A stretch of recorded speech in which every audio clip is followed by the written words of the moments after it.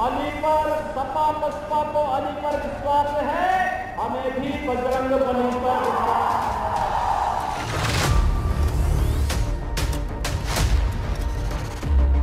है। इंशाअल्लाह दोबारा योगी को उत्तर प्रदेश का मुख्यमंत्री नहीं बनने देंगे। नमस्कार, उत्तर प्रदेश चुनावी विशेष में आपका स्वागत है और आज हम बात करेंगे उत्तर प्रदेश के लिए जाट वोट बैंक किस तरफ जा सकता है और जाट जिसके साथ समझ लीजिए उसकी सरकार लगभग बनना तय माना जाता है।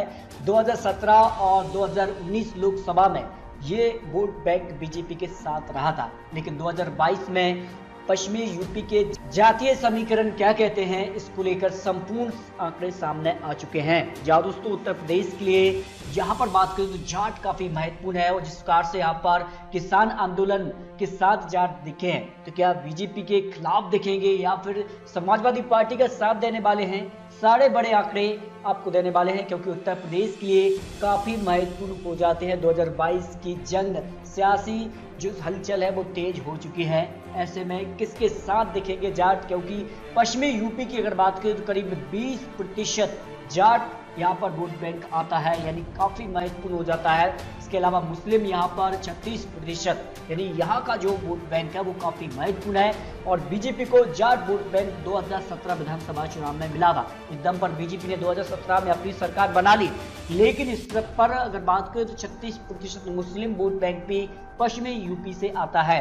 अब क्या ये डाइवर्ट होगा और यहाँ पर कांग्रेस के साथ अखिलेश यादव के साथ मायावती जी या फिर अजहरुद्दीन ओवैसी के साथ दिखेगा, ये काफी महत्वपूर्ण हो जाता है। जबकि दलित 25%, ब्राह्मण 10% पश्चिमी यूपी से आते हैं। और यहाँ पर बात करें तो यूपी के लिए काफी महत्वपूर्ण है। और यहाँ पर बात करें तो हाथरस, हापुड़, बुलंदशहर, आगरा, फिरोजाबाद, यहाँ पर कासगंज, एटा वो यहाँ पर क्षेत्र है जहाँ पर जाट वोट बैंक काफी मात्रा में और काफी अच्छा वोट बैंक यहाँ पर आता है। और 2017 विधानसभा चुनाव में इन क्षेत्रों से बीजेपी को अच्छा vote bank Jat vote bank मिला रहा।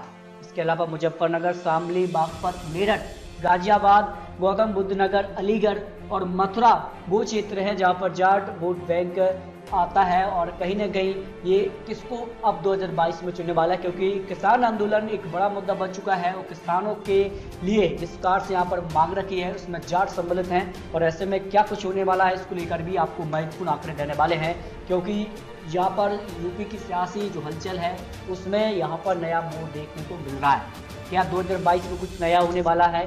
2017 में अगर बात करें तो बीजेपी ने क्षेत्र से करीब 103 सीटों पर जीत हासिल की थी। 2012 में सिर्फ 20 सीटों पर ही बीजेपी सिमट गई थी। इससे भी साफ अंदाजा लगाया जा सकता है कि पश्चिमी यूपी का ये क्षेत्र काफी महत्वपूर्ण है और जाट वोट बैंक बीजेपी को सीधे तौर पर समर्थन करता रहा है। उस दम पर बीजेपी ने 2017 विधानसभा चुनाव में 103 सीटों पर जीत हासिल की थी, जबकि 2012 में सिर्फ 20 सीटों पर ही सिमट गई थी और बीजेपी की एक बड़ी हार 2012 में हुई थी। इसके अलावा अगर बात करें 2017 में एसपी को यहाँ पर केवल 27 सीटों पर ही जीत मिली, जबकि 2012 चुनाव में जहां अखिलेश यादव की सरकार बनाई, लेकिन उसके पीछे का बड़ा कारण था कि जाट वोट बैंक और मुस्लिम वोट बैंक का समर्थन रहा था। इसके दम पर अखिलेश यादव ने अपनी सरकार बना ली। इसके अलावा बीएसपी का क्या है गणित यहाँ का, 2017 में केवल 3 सीटों पर ही बीएसपी सिमट गई। जाट वोट बैंक बीजेपी तरफ चला गया और मुस्लिम वोट बैंक समाजवादी पार्टी को मिला। इसके अलावा अगर बात करें 2012 में यहाँ 39 सीटें ही हाथ लगी, जबकि कांग्रेस का आंकड़ों की बात करें तो कांग्रेस को सिर्फ 2017 में 2 सीटें और 2012 में 8 सीटों पर जीत मिली। लेकिन 2022 के लिए तो प्रियंका गांधी ने बड़ा दावा किया है, इस बार वो अपनी सरकार बनाने वाली है। क्या जाट वोट बैंक के दम पर या फिर मुस्लिम वोट बैंक या फिर ओबीसी वोट बैंक, किस वोट बैंक के दम पर अपनी सरकार बनाएंगे ये तो आने वाला वक्त बताएगा। लेकिन आंकड़े अब कहीं ना कहीं जो है पश्चिमी यूपी के लिए काफी महत्वपूर्ण निकल कर सामने आ रहे हैं। आपको बता दें पश्चिमी यूपी के लिए क्या कुछ आंकड़े रहे थे।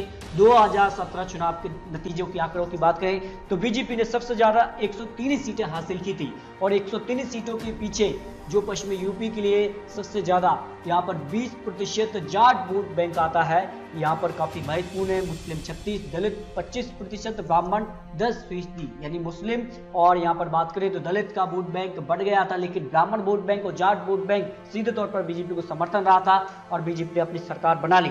जबकि यहाँ पर बात करें समाजवादी पार्टी के लिए तो 27 सीटों पर जीत मिली, बीएसपी को सिर्फ 3 सीटों पर, कांग्रेस को 2 सीटों पर, आरएलडी को 1 सीट पर ही जीत मिली। यानी काफी कुछ अंतर यहाँ पर इस क्षेत्र से यहाँ पर बीजेपी को लाभ मिलता रहा है। जबकि यहाँ पर बात करें 2012 चुनाव के आंकड़ों की भी बात कर लें तो समाजवादी पार्टी को 58 सीटों पर जीत मिली, बीएसपी को यहाँ पर 39 सीटें, बीजेपी को 20 सीटों पर जीत मिली और आरएलडी को 9 सीटें, कांग्रेस को 8 सीटें, अन्य को 2 सीटों पर ही जीत मिली।